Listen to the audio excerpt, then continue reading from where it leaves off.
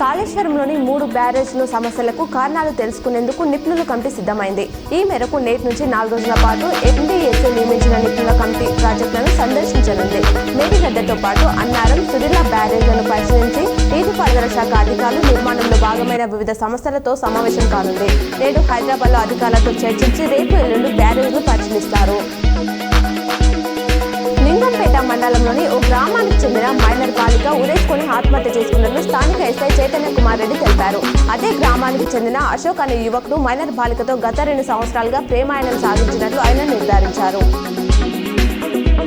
నగరంలోని ధర్నా చౌక్ ఎన్టీఆర్ చౌరస్తాలో తెలంగాణ రాష్ట్ర ప్రభుత్వం ఎల్ఆర్ఎస్ ను ఉచితంగా క్రమబద్ధీకరించాలని బీఆర్ఎస్ ప్రభుత్వంలో ధర్నా కార్యక్రమం నిర్వహిస్తున్నారు.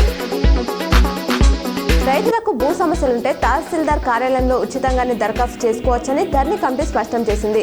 మీ సేవ ద్వారా డబ్బు చెల్లించే ధర్నీ పోర్టల్కు దరఖాస్తు చేసుకోవాల్సిన అవసరం లేదని తెలిసిందే. కాగా భూ సమస్యలపై ఈ నెల 1 నుంచి 9 వరకు ప్రత్యేక డ్రైవ్ చేపట్టిన విషయం తెలిసిందే.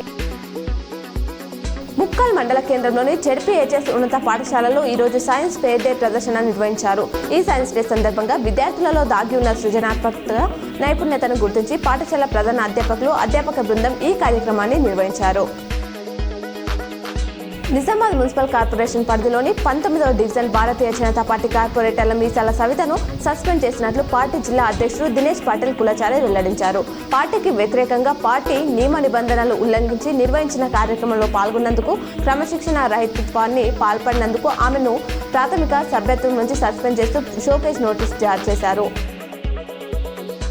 రాష్ట్రంలోని 25 లక్షల మంది ఎల్ఆర్ఎస్ లబ్ధిదారులపై సుమారు 20,000 కోట్ల భారం మోపేలా కాంగ్రెస్ ప్రభుత్వం తీసుకున్న ఎల్ఆర్ఎస్ నిర్ణయానికి వ్యతిరేకంగా బాల్కొండ మండల కేంద్రంలో చేపట్టిన నిరసన ధర్నాను విజయవంతం చేయాలని బాల్కొండ ఎమ్మెల్యే ప్రశాంత్ రెడ్డి పిలుపునిచ్చారు.